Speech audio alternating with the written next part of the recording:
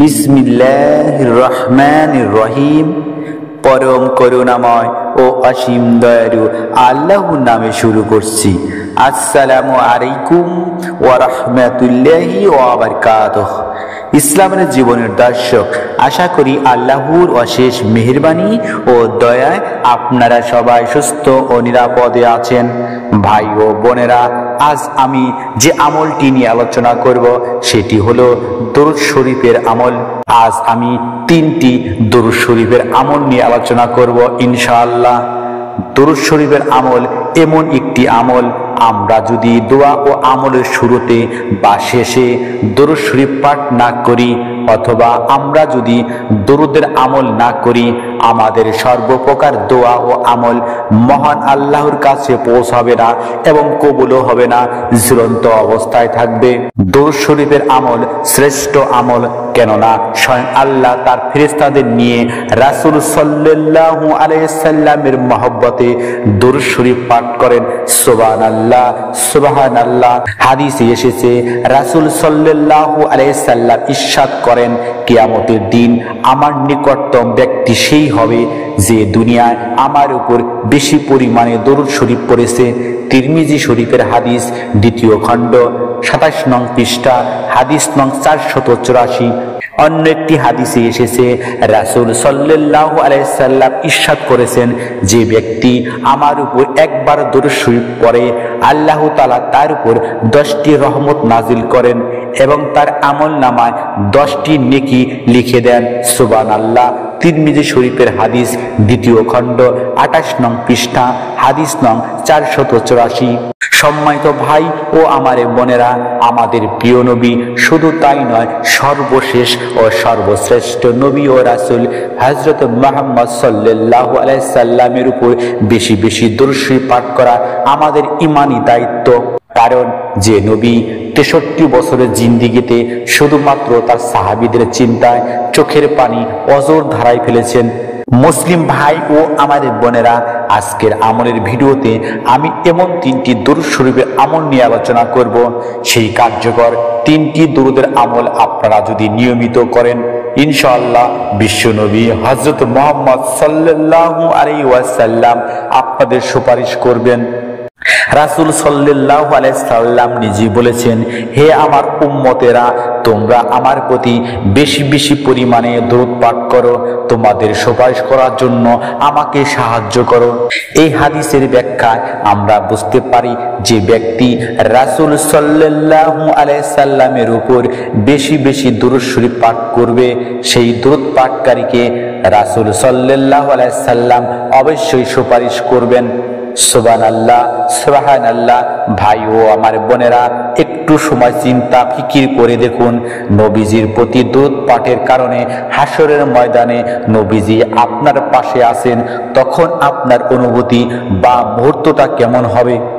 ভাই ও আমার বোনেরা, তো চলুন দরুদ শরীফের আমলটির আলোচনায়। দরুদ শরীফের আমলটি করার উদ্দেশ্যে ভিডিওটা শেষ পর্যন্ত মনোযোগের সহিত শুনবেন। ছোট্ট অনুরোধ, ভিডিওতে একটা লাইক ও চ্যানেলটি সাবস্ক্রাইব করে বেল বাটন অন করবেন। এখন জেনে নিন যে 3টি দরুদ পাঠ করলে দোয়া কবুল হবে, রিজিক বৃদ্ধি হবে, রাসূল সাল্লাল্লাহু আলাইহি সাল্লাম সুপারিশ করবেন। 1 নম্বর হলো সাল্লাল্লাহু আলাইহি ওয়াসাল্লাম। যে ব্যক্তি এই দরুদটি মাত্র একবার পাঠ করল, মহান আল্লাহ তাকে 3টি পুরস্কার দিবেন। প্রথম পুরস্কারটি হলো আল্লাহ তার 10টি গুনাহ সরিয়ে দিবেন। সুবহানাল্লাহ। দ্বিতীয় পুরস্কারটি হলো আল্লাহ তার আমলনামায় 10টি নেকি দান করবেন। সুবহানাল্লাহ। তৃতীয় পুরস্কারটি হলো আল্লাহ তাআলার আদালতে তার মর্যাদা 10 ধাপ বৃদ্ধি পাবে। সুবহানাল্লাহ। প্রিয় দর্শক, আমরা এই দরুদটি সাল্লাল্লাহু আলাইহি ওয়াসাল্লাম বেশি বেশি পাঠ করার চেষ্টা করব ইনশাআল্লাহ। দ্বিতীয় দরুদ শরীফটি হলো আল্লাহুম্মা সাল্লি আলা মুহাম্মাদি ওয়া আলা আলি মুহাম্মাদ। কেউ যদি রাসূল সাল্লাল্লাহু আলাইহি সাল্লামের উপর এই দরুদটি বেশি বেশি পাঠ করতে পারে, মৃত্যুর পর কবরে রাসূল সাল্লাল্লাহু আলাইহি সাল্লামকে দেখিয়ে ফেরেশতারা বলবে, তুমি কি এই ব্যক্তিকে চিনো? তখন এক নিমেষেই দরুদ আমলকারী রাসূল সাল্লাল্লাহু আলাইহি সাল্লামকে চিনতে পারবে এবং বলবে, তিনি তো আমাদের মায়ার নবী হযরত মুহাম্মদ সাল্লাল্লাহু আলাইহি ওয়াসাল্লাম। তাকে দুনিয়াতে ভালোবেসেই তো, মহব্বত করেই তো দরুদ শরীফের আমলটি করেছি। আমরা এই দরুদটি হাঁটতে চলতে অফিসের কাজের ফাঁকে বেশি বেশি পরিমাণে এই দরুদটি পাঠ করার চেষ্টা করব ইনশাআল্লাহ। সর্বশেষ অর্থাৎ তৃতীয় দরুদটি হলো আল্লাহুম্মা সাল্লি ওয়া সাল্লিম আলা নাবিয়ানা মুহাম্মদ। আমি আবারও বলছি, আল্লাহুম্মা সাল্লি ওয়া সাল্লিম আলা নাবিয়ানা মুহাম্মদ। অর্থ, হে আল্লাহ, আপনি আমাদের নবী মুহাম্মদ সাল্লাল্লাহু আলাইহি ওয়াসাল্লামকে রহমত ও শান্তি দান করুন। রাসূল সাল্লাল্লাহু আলাইহি ওয়াসাল্লাম বলেছেন, জুমার দিন অর্থাৎ শুক্রবার এবং জুমার রাতে অর্থাৎ বৃহস্পতিবার রাতে তার জন্য প্রচুর পরিমাণে দরুদ পাঠ করো।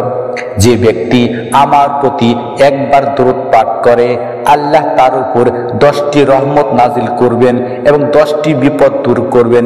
তার মধ্যে সর্বনিম্ন বিপদ হলো অভাব।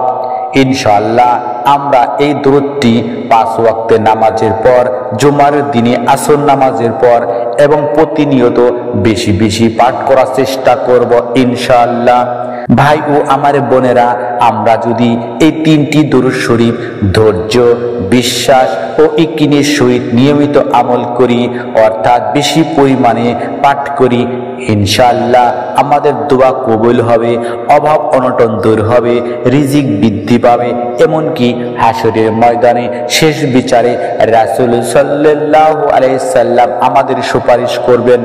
মহান আল্লাহ আমাদের দোয়া কবুল করুন, অভাব অনটন দূর করুন, রিজিক বৃদ্ধি করুন, রিজিকে বরকত দান করুন। আমিন সুম্মা আমিন। আসসালামু আলাইকুম ওয়া রাহমাতুল্লাহি ওয়া বারাকাতুহু।